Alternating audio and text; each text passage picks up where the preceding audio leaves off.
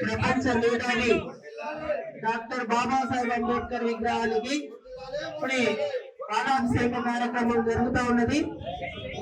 కాబట్టి దయచేసి అందరూ కూడా ఈ కార్యక్రమంలో పాల్గొని మనందరం భారత పౌరులుగా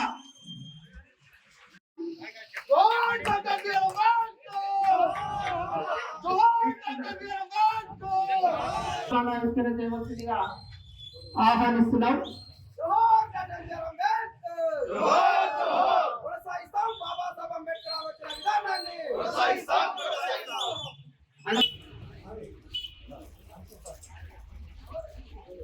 వారితో పాటు అదేవిధంగా ఇక్బాల్ గారు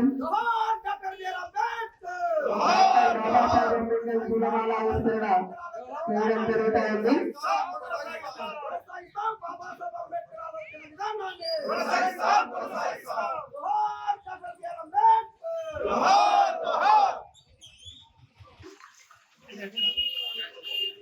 ఈనాటి 75 సంవత్సరాలు